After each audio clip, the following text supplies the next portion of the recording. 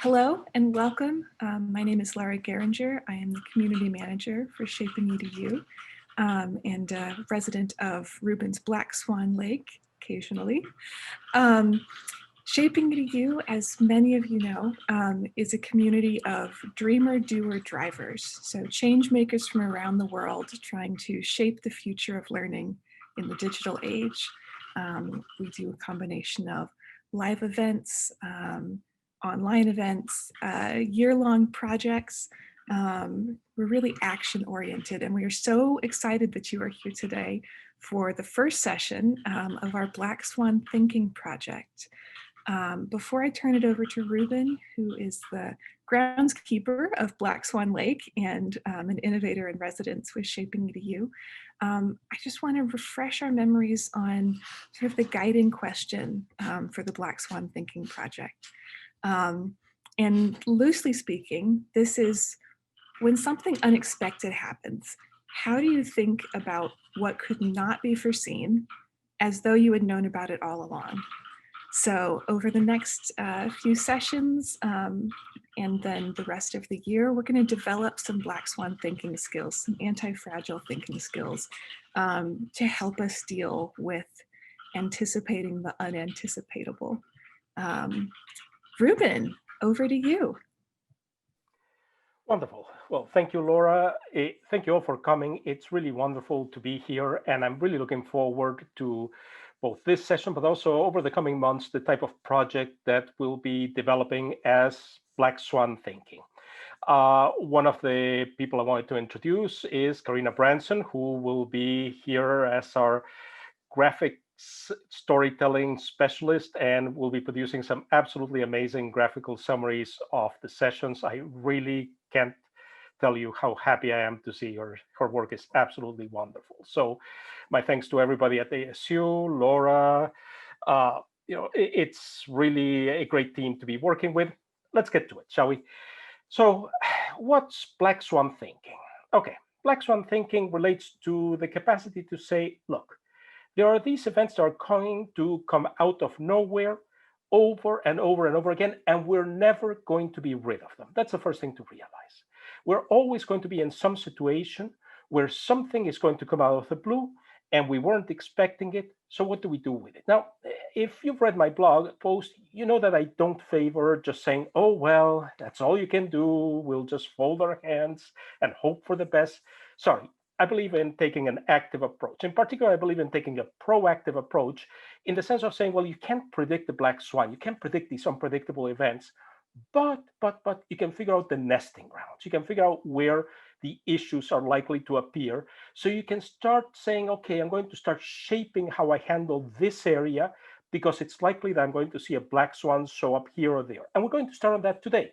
I'm going to, at 4 points, give you 4 questions to discuss, and each and every one of those relates to something we're going to be returning to as a possible black swan area in academia. And in addition to that, the other aspect is to say, well, okay, can you do better than just say, okay, here it comes, hold on tight, it's going to hit us.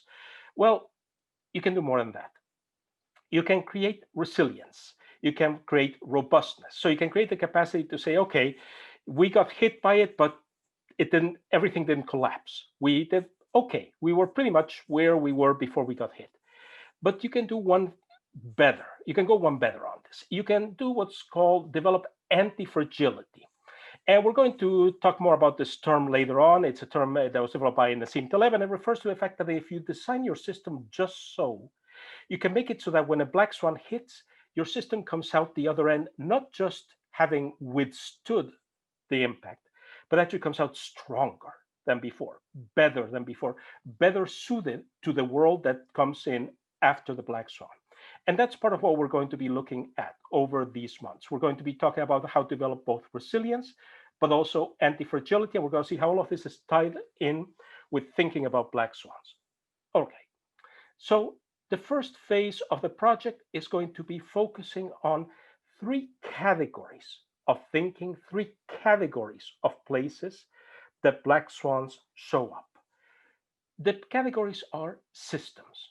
When you're looking at the sort of big picture, when you're looking at saying, well, suppose I'm running a university and I'm looking at admissions, I'm looking at public relations.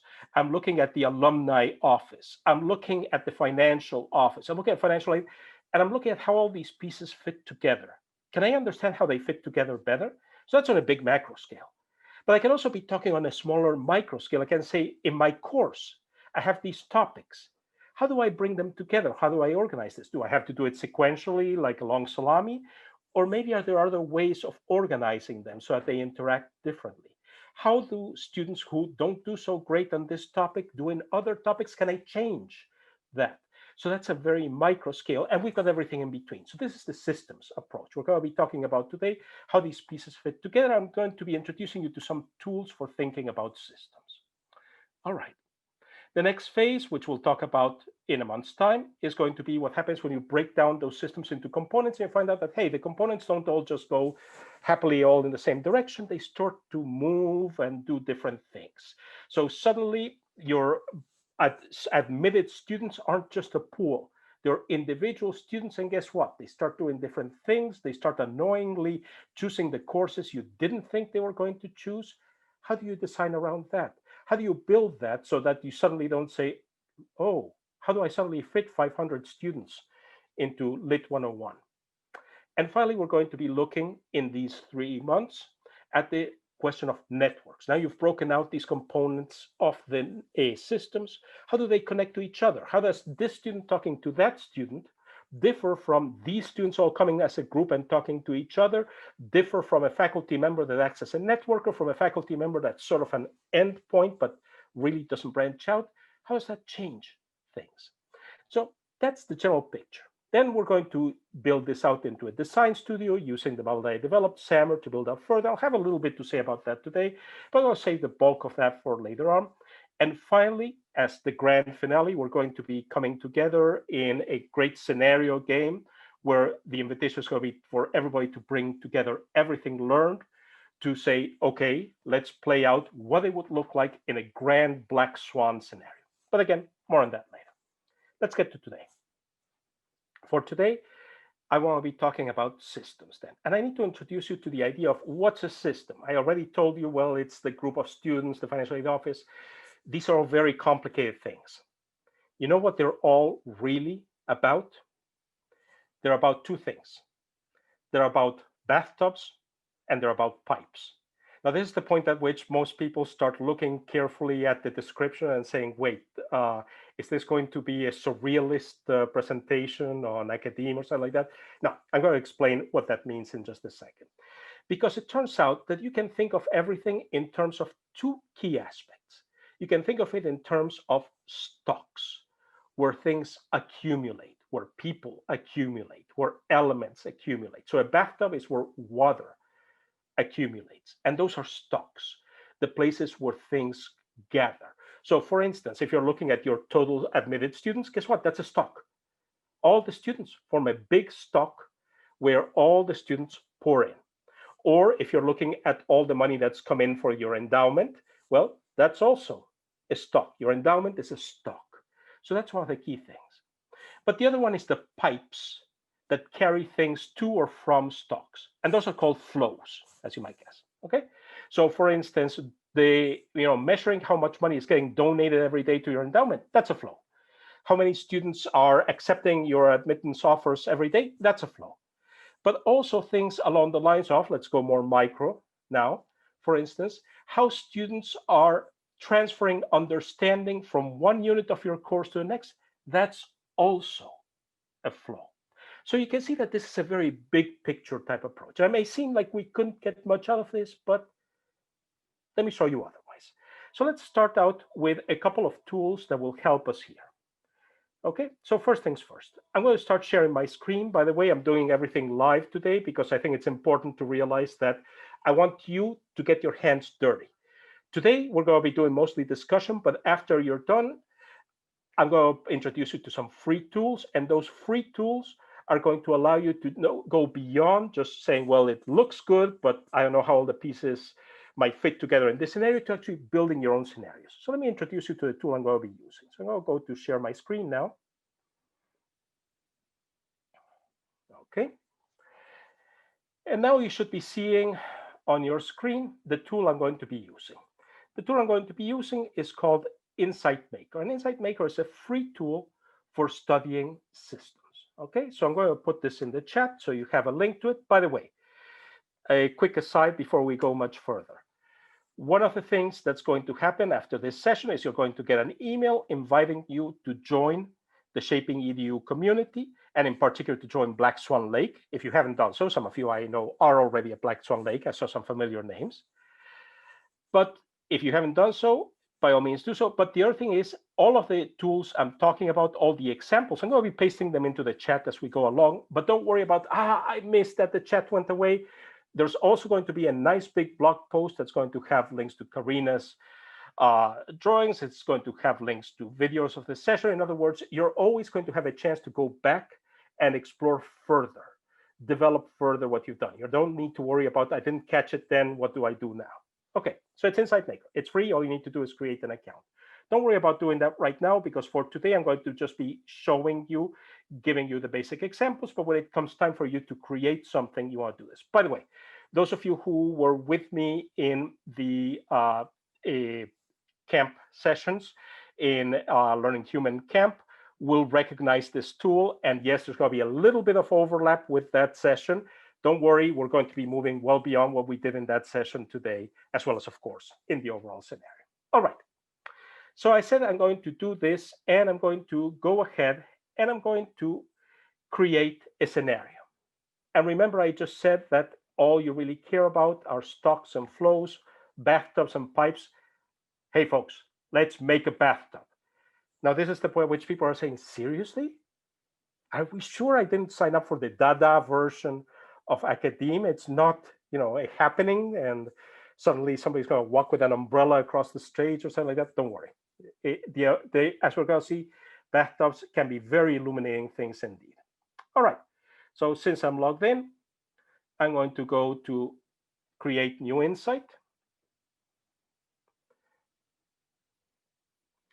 And I'm going to clear this. And I'm going to show you very quickly how to do this. Now, don't worry about learning how to use Insight Maker from this. There are great tutorials for this.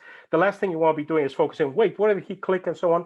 You'll have the video recording to review later, but there's also amazing tutorials. It's one of the reasons I really like Insight Maker, because the tutorials are so good. Jim Bellinger does that, by the way. He does a great job with it. So, okay. So I want to add a bathtub. I told you that that's a stock. I say add a primitive. The primitive is a stock. There we go. We now have a new stock, and I'm going to call this new stock bathtub. There we go. I just made a bathtub. Fascinating, isn't it? Now you wonder why your plumber charges you for this. Isn't it easy? Okay. But nothing much is happening. It's just an empty bathtub. There's no water in it. If I try to take a bath, I'm going to be very dry and very bored. And I want to actually do something with this. So what I'm going to do is I'm going to first say, okay, a couple of things. When I click on the stock, there's all these properties you can see. I'm just going to follow here to where it says one thing. It says allow negatives. I'm going to change it to no. I can't have anti-water in my bathtub. Anti-water is a very, very bad thing indeed. Does not get you clean at all. Okay, so I have the bathtub. Let's make it a little bit bigger so I can see it more clearly. I need to put some water into the bathtub. So let's create a flow. To create a flow, I'm just going to drag here from the middle, drag to the side, and I have a flow, but whoa, it's running in the wrong direction. It's flowing out from the bathtub. That's okay. If I control click on it, I can select reverse direction. Again, don't worry about this. You can look up the manual or you can review the video later. And now I have my flow, and I'm going to call this flow a faucet. Okay, wonderful. So I have my faucet, I have my flow, but what do I do with it? So far, it's a faucet without anything in it. So let's put some water into the faucet. So I have here flow rate. I'm going to say 1. What's the unit? Pretend it's 1 gallon per hour or something like that. Okay. I'm not going to worry about units too much in this session, but if you want to, we could put units and so on. So I'm going to do that. And now, lo and behold, I have a simulation. Really? You're going to say? Yes. Watch. because I can tell this, okay, you have a bathtub with a certain capacity. I'm not going to worry about the capacity just yet. I have a faucet. Let's run the simulation. Hey, look what happens. In 20 years, okay, so probably I should change that time to hours. I'm not going to worry, otherwise it's the slowest bathtub for now, but let's just leave it in years for a sense of humor. In 20 years, my bathtub filled up with 20 gallons. All right, cool. So that's it. But two things here. First one is that's all that happens. It just keeps on filling. I don't have any way of getting rid of water. Now, it's going to be a pretty nasty bathtub if I can't empty it after each bath, right? And second, it also is supposed to get bathtub can only hold 10 gallons. Okay, so it's not a very big bathtub, I know. But if that's the case, it's going to overflow and make a mess. So I better put a drain on this bathtub. Otherwise, things are going to be not great. So I'm going to, again, put another flow. Again, same way I did. This time it is running in the correct direction. I'm going to call this flow a drain. Okay. All right. So now I'm going to ask you to type into the chat an answer. Suppose I want the bathtub to have not overflow. What should I set the drain to? Okay, remember the faucet, just so as a reminder, is set to 1 gallon per year. Okay, I know it should be hours, but that's okay. So what should I set the drain to if I don't want the bathtub to overflow? Okay, so you've got the chat space. I'll give you a second to type in some answers. So we got Donna saying 1. Okay, Jennifer saying 0.5. Greg saying 1, 0.5. Okay, so it looks like 0.95, 1. Okay, equal to the flow rate. Okay, so that would be 1 in this particular case. So we have 3 answers here. We have 1, we have 0.5, and 0.95. Let's figure it out. Okay, so let's see. I'm going to take my drain, and now my flow rate is going to be 1. Okay, and let's see what happens. If we run the simulation now, okay, that didn't do very well for me because it's true the bathtub didn't overflow, but it didn't fill up either. You can see that the fill of the bathtub is at 0 over the 20 years. So not very good. All right. So let's try the next one. Let's try 0.5.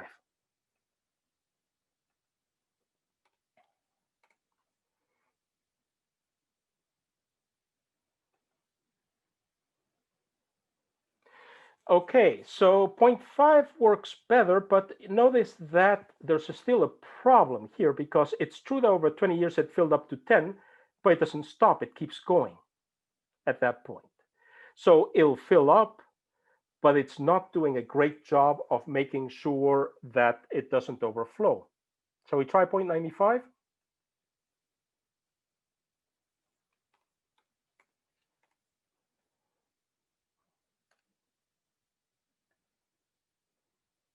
Okay, so let's run the simulation. So at 0.95, what I've done is I've really slowed down how the bathtub is filling up, but it still is filling up. It's not going to stop when I hit 10. So it looks like we have an issue here. The issue we're running into is that we're saying, okay, well, it's no matter what we set the flow to, it's never going to level off. It's always going to add up to a result of how much is flowing in and how much is flowing out. It's one minus the other. And there's nothing I can do to this unless I start thinking a little bit more in more complex ways about stocks and flows. So what I'm going to do now is to say, okay, so what could I do? Well, one of the things I could do is I could put a faucet. I could put a tap on that faucet. Okay, so I'm going to go ahead and put a tap, and that is going to be what I'm calling a variable. Okay, a variable is something I'm going to use to control something else. I'm going to call this a tap. And here's what I'm going to do. I'm going to use the tap to control that faucet. So as to control the faucet, I'm going to take that tap and I'm going to say, okay, well, let's see. I will connect the tap to the faucet. Right now, the tap and the faucet don't know about each other's existence. But I have an option here that says links. Flows are what I'm seeing here. links make one piece of the diagram aware of another piece. So right now, if I connect now the tap to the faucet, now the faucet knows that the tap exists and the tap knows that the faucet exists. Okay. All right, so let's look at the tap. What can I do with the tap? Well, first thing I can do is I can make it a tap so I can turn it on and off. So I'm going to say, okay, I'm going to put a value slider on it. And I'm going to make the minimum 0 and the maximum 1. Okay, so I can turn it all the way off to 0, all the way on to 1. And now the faucet, right now the flow rate is just set to 1. But I'm going to say, don't make the flow rate 1, make it just the same thing that the tap is. But I'll go ahead and set it to the tap. Okay, notice that the tap appears here. Again, don't worry too much about the interface. You'll be able to figure that out. So now I have a tap and a faucet. So let's try this and see how well it works. Okay, still at 0, but let's see what was, why is that the case? Oh, that's because my tap is at 0. So let's crank it up all the way to 1. Okay, not too bad. So basically what I'm seeing here is, here's my bathtub, and here's the tap, which is at 1. So I just opened it up all the way. If I wanted to open up halfway,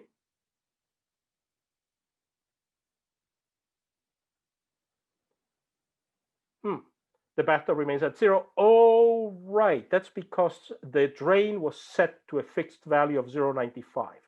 Let's see also if I can put a plug in the drain that I can lift or lower to let more or less water out. So let's go ahead and do that. Okay, so I'm going to add another variable here. And I'm going to call it the plug. Oops.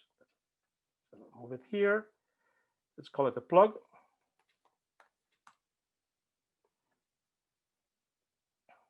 And I'm going to do exactly the same thing I did. Oops.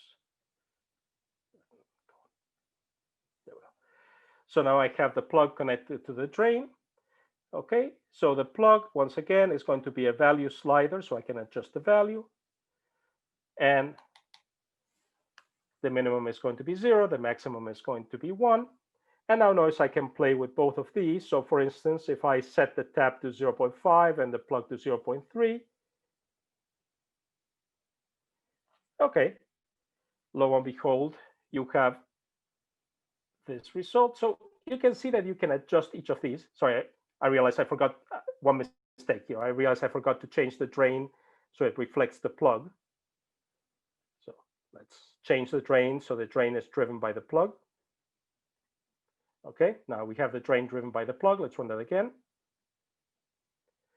And you can see it works very well. So I see my plug, I see my tap, and I see my bathtub, and my bathtub is filling up. And if on the other hand, I set the plug to drain faster and the tap runs in, lo and behold, I get the expected result that the bathtub is at 0. So at this point, I could say, well, okay, I've now filled in everything. So it's just a matter of me juggling around with things, but I'm the laziest bath-taking person around. So what I'm going to do is I'm going to be looking at saying, okay, what if I make these two systems control each other? And what I'm going to do is I'm going to work primarily on the plug end of things. So I'm going to say, okay, suppose that I take the approach of saying, well, what if I want the drain to be closed all the way when the bathtub is closed, okay, and then open up gradually as the bathtub gets filled. So what I'm going to do now is I'm going to go back to the plug, and I'm going to no longer make it a value slider. Okay? Instead, I'm going to make the plug find out that the bathtub exists. So what I'm going to do now is I'm going to insert a link from the bathtub to the plug. So now the plug knows that the bathtub exists. And now I go to the plug, and I say, well, what's the value of the plug? And I change it to a formula. Okay? So I'm going to change it to the bathtub. And for starters, I'm going to say, well, the bathtub has a maximum of 10. So what I want to do is by the time I hit 10, I want it to be fully open. I want it to be open as much as it can go to 1, so it doesn't overflow, right? Does that make sense? Because the faucet can only open up to 1. So if I divide by 10, however much water there is in the bathtub, when it starts out, there's going to be, the plug is completely closed, 0 water in the bathtub. And then as the bathtub fills up, the plug is going to open more and more. And I'll say, okay, let's do that. That sounds good. And now let's go ahead and run that. Much more interesting. Notice I didn't have to do anything now. Now I can just turn on the faucet, and eventually the plug will open up to the point where, well, it's going to drain as much as comes in. But there's an issue here. If I set the faucet, this took, opened up to 4.5, but suppose I open up that tap, just a little bit.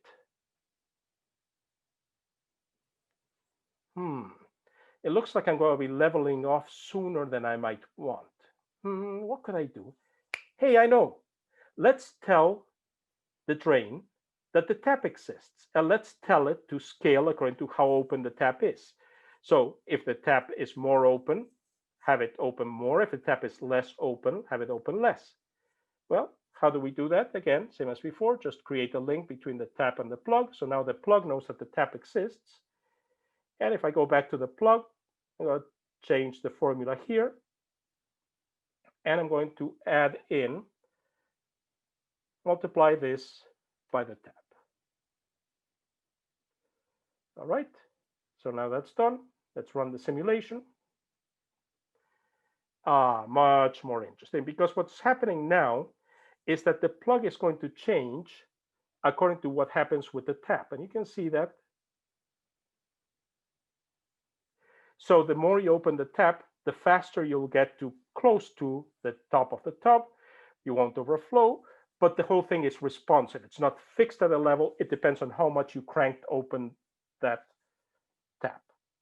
Okay, congratulations.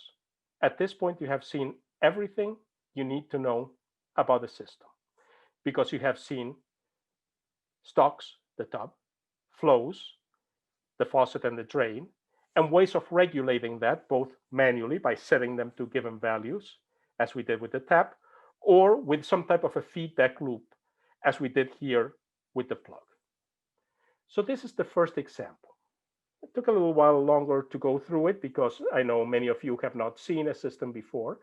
From here on out, I'm going to be using sort of pre-baked. It's like those cooking shows. The first cake I showed you how to, break the eggs, stir them up, and so on. All the other ones from here on out are going to be pre-baked.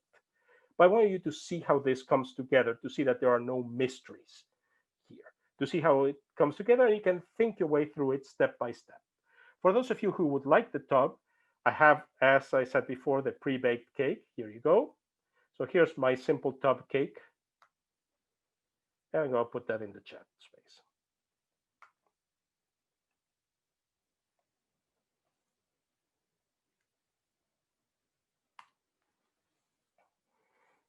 All right. At this point, we're going to go to a breakout session. Why? Because at this point, you have enough material to start thinking about saying, well, what happens when all of this is on the table? Okay, so I'm going to stop screen sharing now for a second. So I'm back on screen. There we go. So here's the story. You've now seen how the pieces of a system come together. Stocks, flows, feedback loops. You haven't seen very complex ones. That's okay. We're going to do more complex ones in a minute. But now I'm going to invite you to go into breakout rooms. We're going to spend about 10 minutes in those breakout rooms. And I'm going to ask you to address the following question in your breakout rooms. Suppose that you're thinking about your course. Okay, so we're going to go micro scale on this one. And you're thinking about how feedback provided to students can be viewed in these terms. Now, you have to be careful. You don't want to think about, say, a stock of knowledge and you're kind of pouring knowledge into the student's head. That's a terrible model. Don't do that, please. Okay? So we're not going tabula rasa. But you could think about saying that there's a stock of knowledge about how to operate things, in other words, or competency of the student to be able to achieve certain goals and so on. And you're providing feedback loops here. With what you've seen just now, in terms of what happens when you have a fixed tap and a fixed plug. What happens when you provide feedback like that? Can you start thinking about how you might model providing feedback via assessment, formative, okay, so during the course, or summative, at the end of stages or of the course as a whole, in such a way as to optimize the response by the student. Don't worry too much about constructing the detailed model. I'd like you to just do a little bit of a thought experiment here. Just start thinking about how the pieces come together, how they would work. Okay, so we're going to break out into groups of 8. I'm going to try to visit as many of the groups as possible during these 10 minutes. And what I'm going to ask you to do is, because the chat space in the Zoom individual rooms disappears when you leave the room, that's something I wish didn't happen, but it does. I'm going to ask one of you in each room to take on the responsibility of just writing a very brief 1 or 2 sentence summary of what you discussed in the room, how you came to think about this, the sort of things, the sort of options you started to think about, of the type of feedback loops that you could construct in these terms. Okay? Any questions in the chat space before we move to the individual breakout rooms?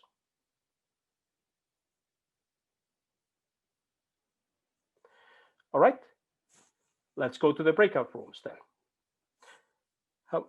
Karina, how might you model feedback provided to students? Yes, the summary. Okay, so I'm going to join you in the breakout. Welcome back, everyone. All right, I think we've got everybody back. So thank you all for the first round of breakout sessions. I was able to tour a couple of the sessions, so I heard some interesting discussions going on with interesting ideas. So what I would like to do is ask if at least one person from each group might type a very, very quick summary into the chat. And then maybe we can just take 1 minute to pick up on a couple of those. So.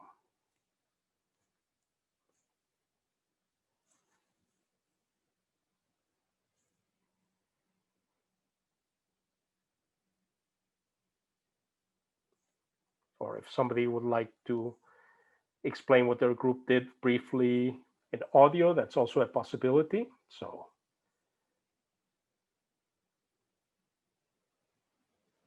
Does someone from group 3 want to speak? Or shall I kind of summarize? Please go ahead. Okay. So group 3, we talked about what initially what were more traditional ideas of this feedback that you give students, the formative, summative assessments, which is, you know, through having learning activities, building your course that allows you to then modulate and work either individually or with a group as to, you know, whether the students are being overwhelmed or getting enough of what they need for their learning. But then we also talked about the students having some of their own say in learning, controlling the flow, so to speak, for themselves. And that could be through peer feedback, peer assessment. And then Michael brought up, I hope I explained this correctly, Michael, but this idea of, I don't know, we talked about leveling up, where students can actually, oh yes, you talked about how at the end of a course, students, sometimes they put off the work. If you have like a leveling up type of course where they gain the skills and are aware of what skills they need to do, but they put it off until the very end, and the importance to be able to communicate to them, giving a holistic picture of working throughout a semester to accomplish that. And then one more element that Donna brought up, she explained an experience she's currently having with an excellent course, it sounds like, where there's a lot of pre-assessments. What do you know? Not an expectation that they've studied this prior to the start of the week, but so that the instructor can adapt that week's learning to where the students are. And then also the TA can also be a variable that you include to help that flow, working with students who need extra work. So. Excellent, thank you. And again, I really want to encourage people, please type in a little summary. Don't worry about it looking nice or, oh, thank you. Excellent. So I know as CS Kaiser, we're discussing our system of assessment, identifying areas where students struggle to initiate focused deliberate practice. Brown was in the bathtub, and they want a stock where students can play, invent, and splash about. They want a splash park. Sounds great. That's exactly what I want. And that's exactly what I was hoping people would get out of this round. In other words, a lot of you started to see, I start to see the possibilities. I start to see, there were discussions about hot and cold, for instance, as metaphors for different categories of feedback. There were metaphors for different pipes for different groups of students in terms of the feedback loops. There were chains and so on, but also this type of thing as well. So let's see. Laura says, Karen would like to share verbally. Absolutely. Group 4, go right ahead, Karen, please. Hi, yeah, so our group talked about a knowledge source, which would be whether they're readings or the instructor's knowledge, and that being conveyed to students through lectures. And then the students having their knowledge stock. So they're gaining that information. And we use multiple types of assessments, which would be our drains. So that might be a written assessment or an oral presentation or in-class discussions. And then the results of those assessments are feedback in a way to the instructor to determine or to see how well or what the students have learned. And then the instructor, then gives comments or the grades. That's feedback back to the students. One thing that I have not done in my teaching, I guess, is when I give comments to students on assessments, I don't necessarily ask them to then acknowledge the comment or to give me any feedback on that comment. So this has made me think about that. And to think about how I might actually ask them for, do you understand what I mean? How will you implement what I've said? Or to do something like that. And then I'd like to let anybody else from Group 4 jump in if they would like to. Yeah, I think we were just kind of going over how to make it like a feedback loop between the instructor and the student so that both can assess where each other's at, and that way even the instructor could be a little bit more agile on how to provide different feedback to each student by being able to get some sort of feedback back from the student on those comments. I think that's where we were kind of going with it, is trying to create that actual loop between student and teacher, not just, oh, here's an assessment, you did this and there's your grade, not so good, move on, and just being able to make it more interactive. Again, that's a wonderful idea. And I keep going back to, this is exactly the type of discussion that I'm hoping to hear more and more of as we move along. It's not a question, one thing I mentioned in one of the groups was, it's not a question of whether you're building a dashboard for it. You could, but that's not necessarily the point. The point is to help you use this as a thinking tool so that you start thinking about, wait, what if I bring the students into the loop? So maybe you don't use the technology at all in terms of creating a dashboard, or maybe it's not integrated into the LMS, but you start thinking about, but wait, if I build in this, and then you can start building models and saying, what's the most effective way that this might happen, even if the actual model making tool, etc., is never part of the dashboard. It's just helping you think through the process. Develop Black Swan thinking. That's exactly what we're talking about here. So let's see, Joanne put that Group 1 talked about making sure students understand competencies and giving students effective feedback, struggle, perhaps automatic to free time from the instruction using educational design, providing students with a rubric and providing them with the examples of how to do the evaluation themselves, and then slowing them down to evaluate their own work rather than quickly submitting work. Excellent. So again, these are all the possibilities that you start seeing. And each of these, of course, has consequences. Some of them will take more time for you, for the student. That also is a variable that needs to factor into the process. Some of these you might have to split out more. Some of these might be more monolithic. It depends. but this is the type of thinking that we're talking about here. Now, let's move on then a little bit, because so far we've been talking about this from the perspective of saying, okay, so we have the stocks, we have the flows, we have the connections, the links, and we connect them all together. That's great. And you can build anything you want that way. But pretty soon things get very, very, very messy. So it'd be nice to see, hey, can we take a step back and start to factor in, to build in, bring in all of these elements in ways that are sort of bite-sized, in ways that are parceled out? And it turns out the answer is yes. So one of the things that have been studied over the years, and this owes a huge debt to the work of one person in particular, Donella Meadows, who sadly passed away far too young, who was one of the founders of system dynamics studies and systems thinking as a whole. And one of the ideas was to say, can we find certain archetypes? Can we find some specific types of connections between parts of a system that show up over and over and over again? And if I understand how those parts work together, it can save me time on either the analysis end of things to figure out why things might not be working out the way I want them to, or conversely, in the constructive end of things, when I'm figuring out how to build something that works a certain way. So let's look a little bit at that. By the way, a quick comment. I know Laura just encouraged Jeff. I'll add my own encouragement to add graphical elements. And as we're working through this, please think of the space for Black Swans in that Slack space that you're going to get an invitation to if you haven't joined it already, as a space to share, as a space to ask questions. Don't be shy. We're all exploring the space together. So please think of it not as a, static space. Just if you have a drawing, if you have an example, if you have a model, bring it in, because that's exactly what we'd like everybody to be able to do. All right, so I'm going to go back to screen sharing now. And let me switch to the appropriate screen. 1 second, here we go. So I'm going to start sharing this screen now. There it is. So these are the archetypes. Okay, I'm going to just open this a little bit more. And there's roughly 15 of them. Now, there are some lists that are a little longer, some lists that are a little shorter. These are kind of this is a classical list.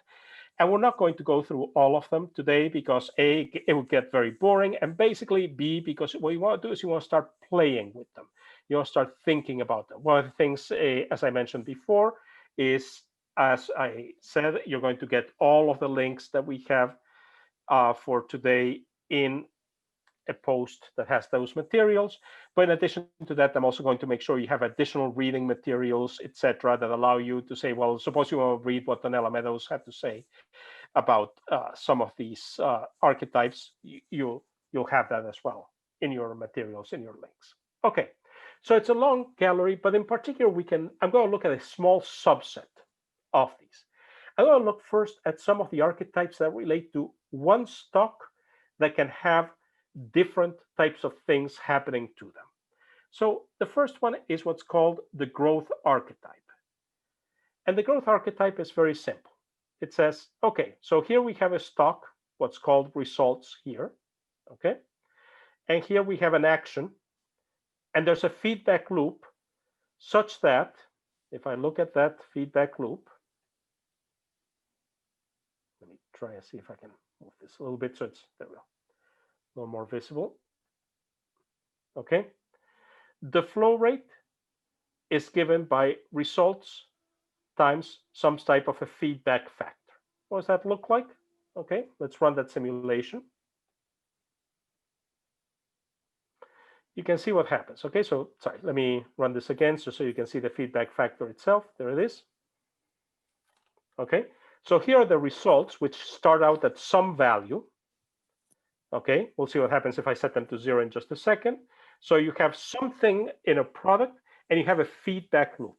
Sadly, we have a very clear example of this going on around us right now. It's called COVID. You start out with a certain amount of COVID. The more COVID around you, the more you increase the number of COVID around contagion. If people aren't social distancing, wearing masks, in the absence of any containment measures, this feedback loop occurs. So if I run the simulation, you see that it takes off as exponential growth. And this is one of the archetypes, the exponential growth archetype. If I increase the factor, you can see it takes off more steeply. And notice that if I start out with 0, this is an important one, nothing happens because it always increases based upon something that was already there. So this is one of the classical archetypes. It's the feedback loop that says you have exponential growth. You start out with something, and the more you have of that something, the more you get of that something. A classical example is how a disease grows, for instance. So this is the first archetype. A second archetype is to say, okay, so what happens if you have sort of the reverse of this? And this is the decay archetype. And you can see it's exactly the same thing, except that instead of increasing, you have a decrease here. So if I run this like this, it's the same, just flipped around. Okay? So a decay archetype simply tells you, okay, how is something decreasing over time as a function of the more time elapses, the less you have, and the less you have, the less you have in the next step. And this is, of course, the decay constant. If I increase the decay constant, just so you can see it, there you go. And again, let me put this one.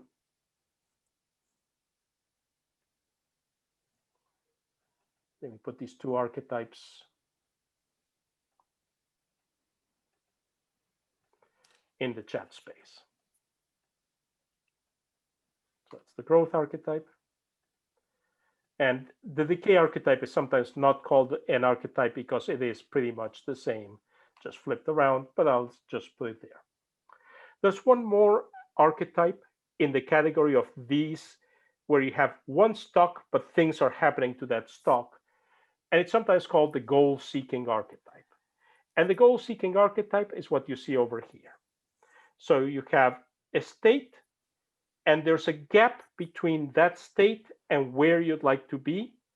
And then you're going to take some action that increases or decreases something so as to make that gap smaller. Okay? So you have three things. You have what's the current state of things? Where would you like to be? So in this case, we start out with 0 of whatever this quantity is. We want to have 1 of whatever this quantity is. And then we have an action factor that says, okay, how each time you go through the loop are you measuring the change in the gap? And the gap itself, okay, if I click on this, so you can see it, is given by just that, the distance between the desired state and the current state, okay? So the bigger the distance, the more you have to do this. And then if you look at the action, you can see that it's the action factor, that scaling factor that tells you each time you go through the loop by how much does it increase. And you can see the bigger the gap, the bigger the increase, the smaller the gap, the smaller the increase. So let's go ahead and see how this runs. Okay, so let me just change it so you can see. There we go. So right now I have it set to current state 0. I want it to go to 1, action factor 0.4. Let's run it. And you can see what happens. I start out with the current state at 0. And then as time goes by, it increases. But notice that it increases and it scales until it reaches that state and then it stops. Okay? Because it's scaling according to the distance between where it was and where it wants to be. So notice that it rises very fast at the outset when the gap is large, but then slows down later on. Okay, so this is again another one of the key archetypes. Okay, and this archetype is called the goal seeking because you're trying to reach a goal, you're trying to reach a state. And here's the link to the goal seeking archetype. So bottom line is that if you look at things through these elements, you have already the basics of thinking about, okay, how do I take this and think about it? Do I need to increase something? then what I need is a loop that looks like that exponential growth. Do I need to decrease something? Then I need a loop that looks like that decay growth, that decay model, sorry. Do I need to reach a target because I want to get to a target? Then I have this goal-seeking structure. 3 very simple models, very easy to try, very easy to test, and we can try them. So one of the things we can do is we can say, well, for instance, what happens if we have 2 balancing loops? Okay, so now let's start putting these pieces together. So suppose that you have something that you say, well, okay, suppose that you have a thermostat. And a thermostat wants to have the room at a given temperature. There's a gap between the room and where you want it to be. So that's the desired stock. But there's another gap between the room and the outdoors. Now that's not exactly desired, but we're still using the terminology. So what you're trying to do here is balance 2 loops. I'm going to again give you the link to this. I'm not going to spend too much time on this because I want you to play with this once we've wrapped up today. But let's see what this looks like, okay? So we have, again, an inflow rate, an outflow rate. Those would be the rates for the temperature. And what do you want the temperature to be indoors and outdoors? So you run that. And notice something rather interesting happens. Okay? Notice that what you have is oscillatory behavior. So think about it this way. I just did some of the simplest things I could do. Think of this in terms of Black Swan thinking. I simply took 2 loops. I took one loop, which basically said, hey, I want the temperature to be here from the heating, the furnace, turning on and matching the gap there. And at the same time, I've got the outdoors draining heat from the system. And I want to reach a balanced state in between those 2. Okay? So with that very simple setup, you can already observe this type of behavior. And again, you can try different things. So what happens if, for instance, your desired stock changes? So run that simulation. And you'll see that the oscillatory behavior changes. What happens if you make the outflow rate much bigger? You find if you make it big enough, you simply cannot heat up the place. Your room is being drained of heat too fast. What happens if you make it very small? You just very quickly converge to a value without the oscillatory behavior. I'm not going to spoil this for you. I'm going to let you play with it, take it home, play with it. But you can see already that in a very simple system like this, you can already see complex behaviors, complex scenarios that you wouldn't see just if you thought about this as saying, well, if I think about how a thermostat works, you wouldn't necessarily think of it saying, well, there are these 3 different domains for how the whole thing might work. Again, Black Swan thinking is trying to expect to see unexpected behaviors by playing with them and then thinking about, well, what's the consequence for this? What's the consequence for something that ping pongs like this? Are there other things that assimilate to a model like this that you can think of from an academic perspective? That one I wanted to explain. We'll give you one just to take home. This is one that I'm not going to talk about right now. I'm just going to send you home to play with it. Okay. And this is one that has 2 loops. It's sometimes called a 1 reinforcing and 1 balancing loop. And this is the sort of thing that happens with a population. So in a population, what happens? Well, you have 2 sources for whatever the number of, let's say these are rabbits, okay? Because everybody uses rabbits, it is traditional, therefore I will use rabbits. Okay, So what happens? You have rabbits being born and rabbits dying. So you have an inflow and outflow of rabbits. But the more rabbits you have, the more rabbits you tend to get. So there's a reinforcing aspect there. But you tend to have an outflow of rabbits that's a steady function of the number of rabbits you have. You have a death rate for rabbits.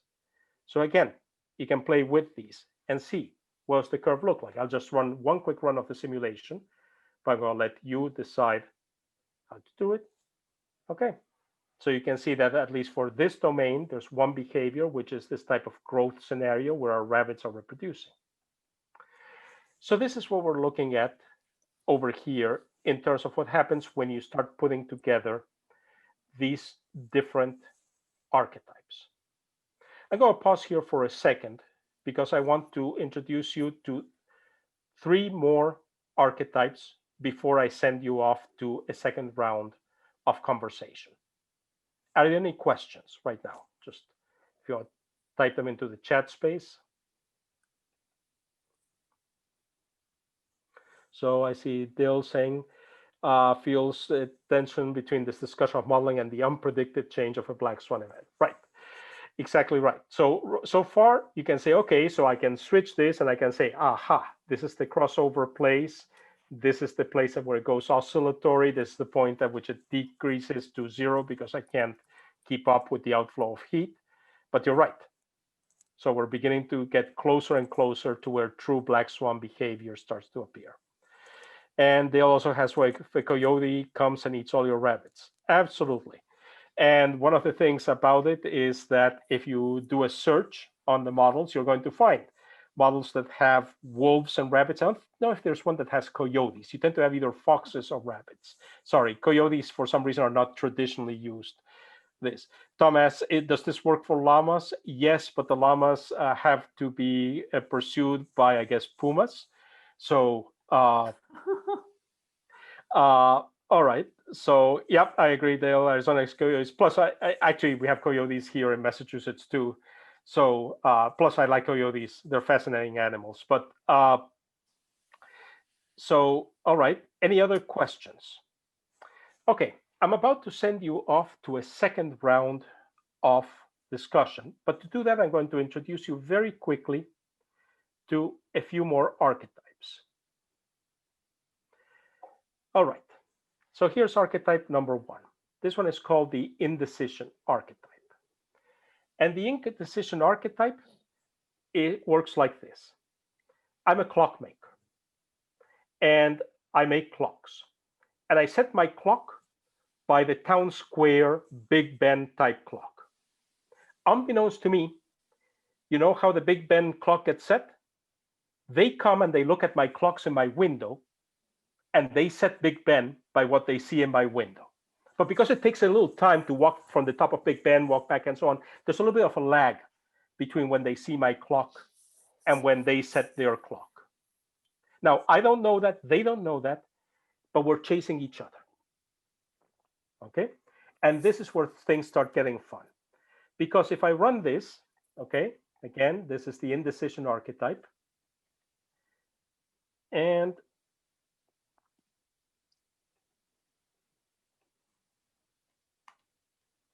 okay, let's run it. In this particular case, you'll see that they converge. But again, if you change the delay, right now there's 0 delay, but suppose I change the delay so that there's a different delay from 0. So this would be instantaneous. They teleport down from Big Ben to my clockmaker's shop, and then they teleport back. But suppose I have some delays in both directions. Takes me a while to go to Big Ben and then come and set all my clocks. Takes them a while to come from Big Ben and set Big Ben. Okay, so what happens in that scenario? Hey, hello world, oscillatory behavior. And now guess what? Suppose I continue to remain happily ignorant that they're doing this, and they remain happily ignorant that I'm doing that. And maybe instead of being a fixed number, the delay is a random number. Today I took a little longer because I went to get a cup of coffee on my way to Big Ben. And they were feeling tired, so they took a long time to climb back up to Big Ben. the oscillations are going to change. And you can play with that. You could replace these with a random number. But that's the first one. Now you may say, well, okay, so wow, that's an interesting case, but how is it relevant?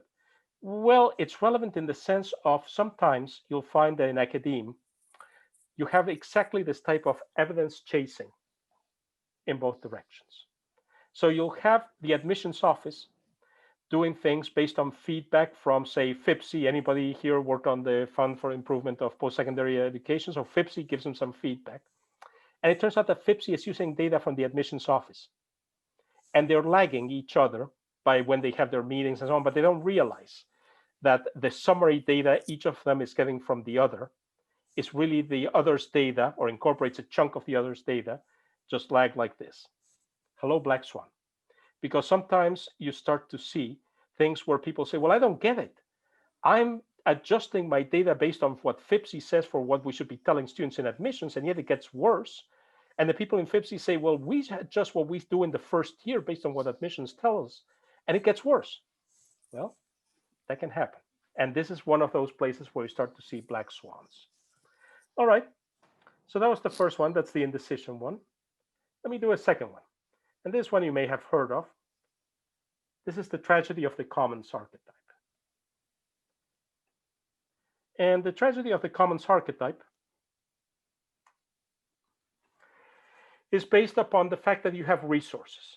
You have a commons, and the way the traditional tragedy of the commons is stated is, okay, so we have this commons, and everybody brings a sheep and says, well, it won't matter if I let my sheep, it's after all one little sheep, but everybody brings the sheep, and suddenly the commons is denuded, goodbye, that's it. So again, one of the questions is, what does this look like? This is a very simplified commons. This has just 2 sheep in it. It's a very small commons, very small town. I live in a small town, so this makes sense, actually. So there's my simulation. Okay, and oops, sorry, let me redo this so you can see the settings. Okay. So I'm going to assume first that I do this where the grass doesn't grow back. If I'm doing this with sheep, and when the sheep plucks the grass, it doesn't grow back.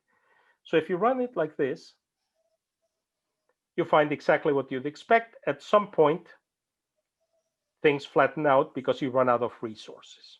Okay. But suppose you allow some tiny little amount of replenishment, just a little blade of grass to grow every now and then. And the behavior is quite different, because now suddenly your commons doesn't get depleted. And again, this is something you have to play with, because you might think, but if it's just one blade of grass, surely it can't make that much of a difference. And yet, look, it does. So sometimes a question can be not, can I replenish all of the commons, but can I get a little bit of a stream of replenishment going there? And again, if you think about this in academia, this can be important for scenarios when a resource is being depleted, might be money, might be students, might be time, and everybody's hell-bent on saying, let's replenish the whole thing. And you say, hold on, maybe if I can focus this more carefully, if I can at least keep a little trickle of it going, things will not be so bad after all. That's the second one. The third one is, again, sadly relevant to what we're talking about today with COVID. And this one is a catastrophe scenario. Now I'll put that here. Okay. What happens in this particular case? In this particular case, let me tell you how this works. This works in the following way. You have young people, adults, and elderly people. Young people become adults, adults become elderly people eventually die, young people are born. So you've seen all of this as a variant on the population example you already saw. But here's a question. What happens if suddenly a plague comes along and boom, knocks out a chunk of your adult population? Okay, so here's your adult population, but here's a catastrophe. And the catastrophe, it's a pulse that happens at one point in time. And in this particular case, it takes out 100,000 people, 100,000 adults. What does the curve look like? Suppose I let it happen over time. Let me ask a question. Any guesses on whether this is going to go back to the original population? Is it going to go to 0? What do you think? Type it. I'll let you type an answer in the chat space. What do you think the curve is going to look like?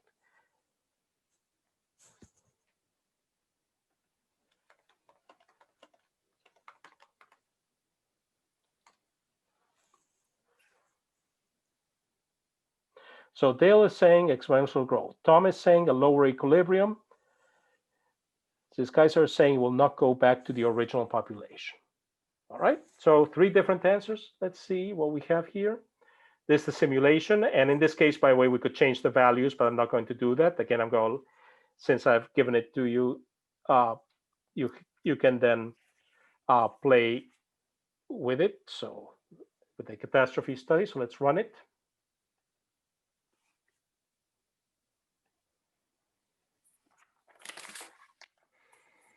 There you go. So you can see what happens. There's a slight decrease in the population of elderly people. When the pulse hits, your population of adults drops and then recovers, but yes, it's not at the original value. And for young people, interestingly enough, it also drops because there are fewer adults that are having kids. So this is a scenario. Essentially, Tom looks like he has the closest answer, which is it's a lower equilibrium. Raja also said a dip and a rise, and indeed you do see a dip and a rise, although the important thing is it doesn't go back to where it was. Some people expect this one to go all the way back to here, or maybe to be an explosion. None of those happens. You get this. Okay, that's tragic, and you can see, of course, where this might be directly relevant to COVID, but I want to claim that it is also relevant to academia. So here's what I want to do. Think about this from academia, but now replace this with young people, undergraduates, adult, graduate students, elderly people, faculty. Okay? And now think of what happens if you suddenly cut budgets so that grad students suddenly don't get money, so you have a huge drop in grad students. Does your system recover? What does it look like? How would you go perhaps about counteracting some of that? Or are you just resigned to seeing that your number of grad students are going to remain lower? But also, interestingly enough, you might be seeing fewer undergrads and fewer faculty as well. It's very much the same system. So this is an academic example. And again, the catastrophe might come from somewhere else. It might be that your state suddenly went bankrupt. It might be that COVID suddenly made donations less likely or students less likely to take the course. So we might have a catastrophe that hits differently young people in this model, so the undergrads, and the adults, so the grad students. But again, Black Swan, because now suddenly you're dealing with a scenario where you're not recovering, and you're going to have to deal with that non-recovery in ways that are non-trivial. Tom pointed out that this is a much like the Black Plague, and that is absolutely right. So let's see. So Eugenia says if programs change their focus, correct? Okay. Paul says population did rise again, far beyond the population, right? But part of the question is, Paul, under what conditions? So in other words, what type of things need to be in place? If you just leave it be by itself, what some people say, well, leave it be and it'll recover. The answer is no, it won't. So with the Black Plague, one of the questions was, what factors drove those recoveries to eventually beyond the original population? But again, as Tom says, the initial one was that lower equilibrium. Okay, so I see different people are going new conditions calling for a different response. Inflow was bigger than outflow. All right, what I want to do is to, you know what, instead of doing this as a well, let's do it as a very quick breakout. Let's do it as a 5-minute breakout, and then we'll do a quick wrap up when we get back here. Let's do a 5-minute breakout, and here's what I'm going to ask you to discuss in the 5-minute breakout. Suppose that you have a scenario in academia where all 3 of these come together. The indecision archetype, so the 2 clocks, the data lag that you have before, The tragedy of the commons, where those two clocks are somehow connected to a resource that it's being depleted, but information about how that resource is being depleted is governed by the uncertainty in these clocks. And finally, this type of catastrophe scenario, where the depletion is going to drive a catastrophe of this sort. Where would you start to choose to attack? What would you do? Why? Okay, so we'll do a very quick breakout for 5 minutes, and then we'll reconvene for a quick wrap up.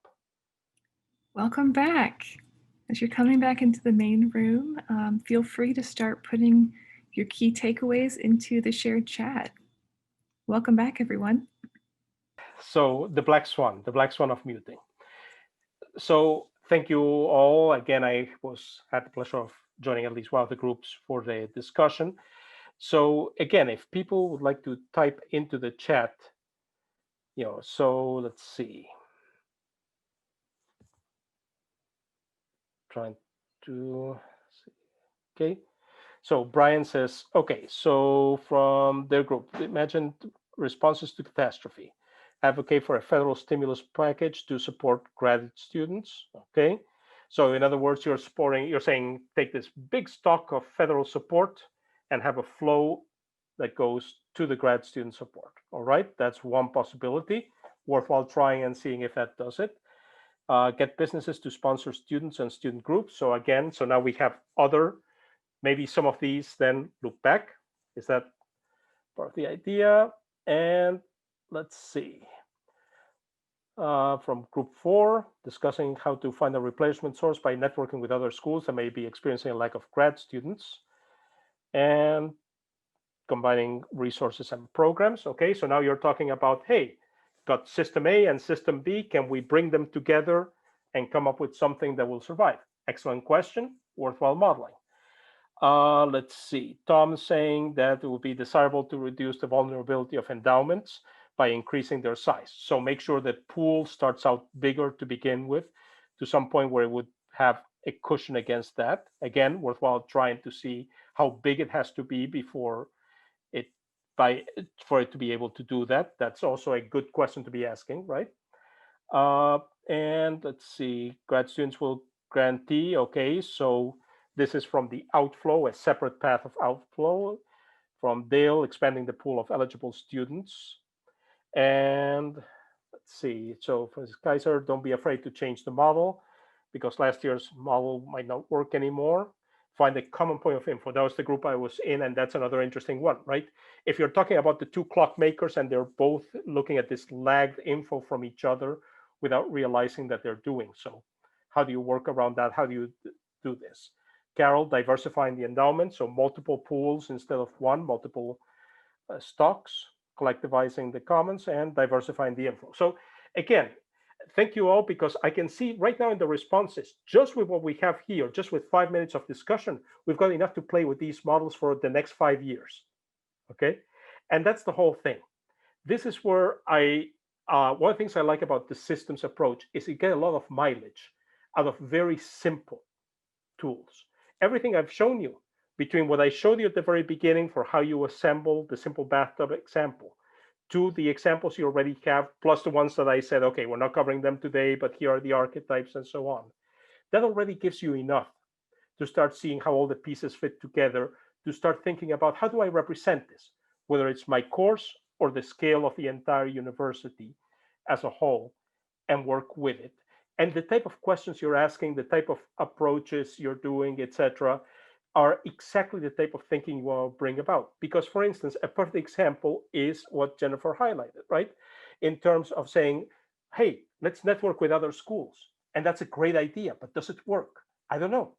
I actually would have to say it depends on how you're connecting those stocks and flows and how they're transmitting information to each other.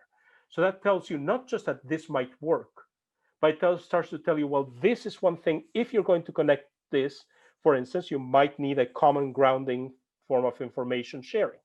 Again, that's something that comes from this that you wouldn't see, and it starts to get you into Black Swan thinking. All right, so Paul, am I turning this into a 5-year course? No, Paul, of course I'm not turning it into a 5-year course. That would be very short. No, don't worry. as I say, over the coming months, just participate in the channel, participate in the challenges, keep on developing this, and you'll find that it takes much less than 5 years to develop the type of Black Swan thinking we're thinking about. So we're at the end of today. Laura's put in the chat the Slack and Zoom. And the last thing I was going to say is, Karina, I don't know if you have a diagram that you can share with people so as to take it away on that. So thank you. There you go. Awesome. Thanks, Ruben. Let's zoom out. There we go. So we started off by this big question: when something unexpected happens, how can we respond proactively or even in an anti-fragile way? And today we started building this foundation of our theories and archetypes that can, they're tools to help us start training our brains to think in ways, in systems and in anti-fragile ways, to be able to adapt and act proactively. So at the bottom, we've got our archetypes and the concept of the bathtub model. And at the top, we've got your ideas from the breakout sessions and the overarching concept of systems, components, and connections. And today, again, we were just talking about big picture systems concepts. So stick around, join us in the next sessions to dig deeper into those components and connections and bring it all together. If you felt a little bit confused or thinking things through even more deeply, you're not alone. That's me too. And I feel like systems are always an opportunity to dig deeper, think more critically, and consider new ideas. So looking forward to seeing you next time. Thank you so much, Karina. And let me add my thank yous to all of you for coming, for working on this. And I'm looking forward to seeing you in the discussion space. And again, please, please, please bring everything: diagrams, ideas, solutions, models, questions, challenges. The water's lovely in Black Swan Pond. We'll see you all there. Thanks again. Thank you, Ruben. Thank you, everyone.